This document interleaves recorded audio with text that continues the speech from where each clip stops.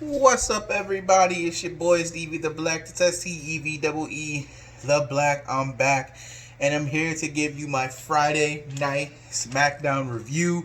So, how things are going to work now is typically when I review Raw, SmackDown, or pay-per-views, I always wait till the next day to review them. Um, why? I don't know. I just do. But then there were days where I would just feel lazy and just don't want to do it. So then I don't do it. And then because I don't do it, it's not up here. So instead, what I've decided is just like after every NFL game, I talk about it and review the game. I'm going to do the same thing with the Raw, SmackDown, and pay-per-view reviews. So without wasting any more time, let's get straight into the SmackDown review, shall we? So SmackDown opens up with Big E taking on Cesaro in a match where the winner gets to pick the stipulation for their match at the horror show Extreme Rules. For the most part, Big E and Cesaro had a pretty good match. The match ends when Nakamura takes out Kofi, and then when the referee gets distracted, Nakamura kicks Big E, which allows Cesaro to put in the neutralizer and pin him for the win. So they pick the stipulation. The choices are between a steel cage and a tables match, and of course, since a couple weeks ago when Cesaro pulled out a table, I knew where this was going, and Cesaro and Nakamura pick a table match. Next up, we had a moment of bliss. And today, I believe, or yesterday, is the 5-year anniversary of the women's revolution or evolution.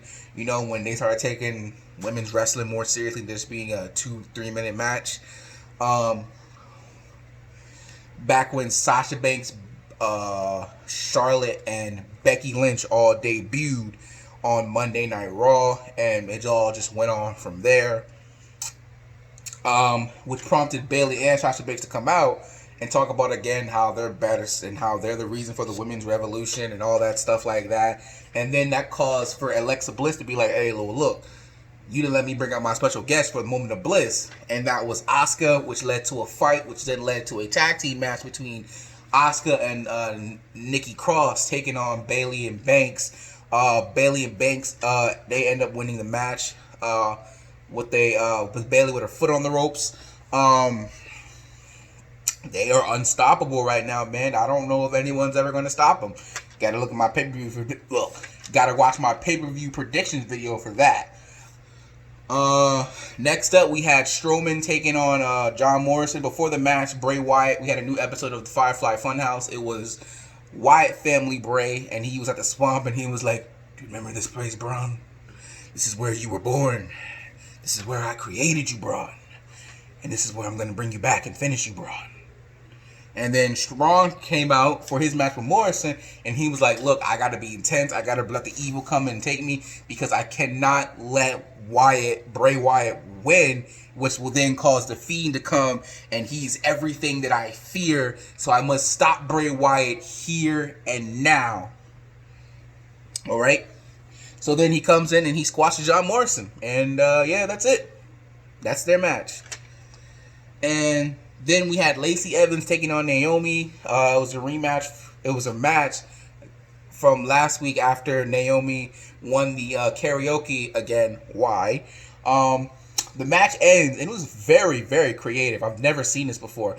Lacey Evans ties up Naomi's hair into the ropes. And as she's trying to get it untangled, once she does, Lacey hits the women's right and knocks out Naomi and wins, and goes for the cover and wins. I thought that was very creative. Never ever seen that before. So kudos to you, Lacey Evans. And then finally, we had AJ Styles taking on Matt Riddle for the Intercontinental Championship. I thought this match was great. Matt Riddle pretty much had control over the entire match.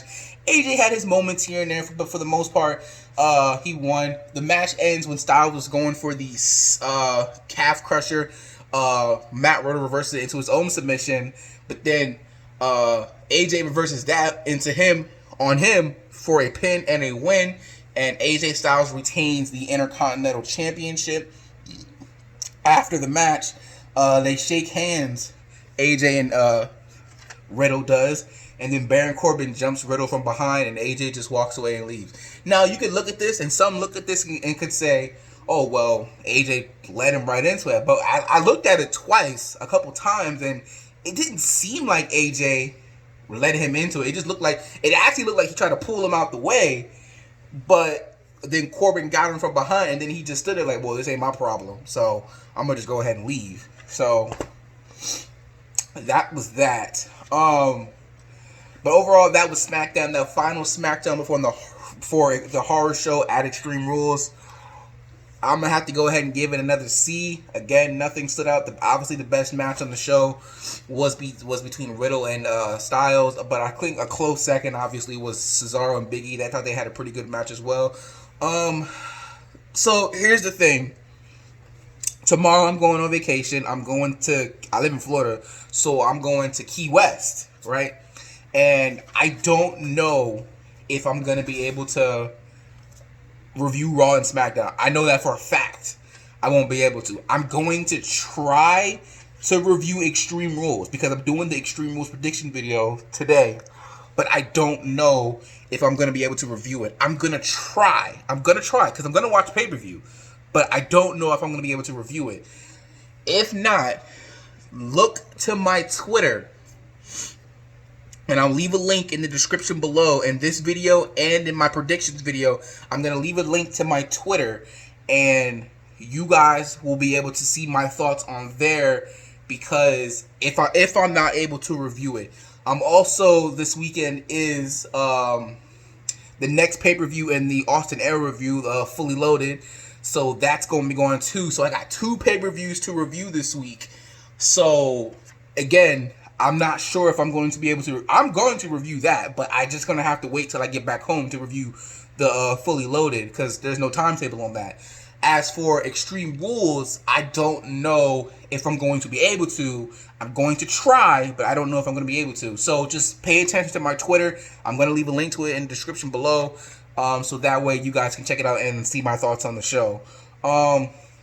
With that being said, that's pretty much it. Please remember to rate, comment, subscribe. Please share, guys. The goal is to get to 500 subscribers. We are 298 subscribers away. We can reach this goal if you guys share my videos. So please share my videos. Get it out there. I know you have tons of other options as to who you'd rather watch somebody else. But I'm just a fan, just like all of you who had nobody to talk to about this stuff with. So let's talk about it with me, okay? I'm pretty knowledgeable about wrestling, well, at least WWE wise. I didn't have anybody to talk to this anymore, so come talk to me about it and we'll talk about it. So please remember, rate, comment, subscribe, and if you're not down with that, I've just got 2 words for you. Peace out, and I'll catch you guys later.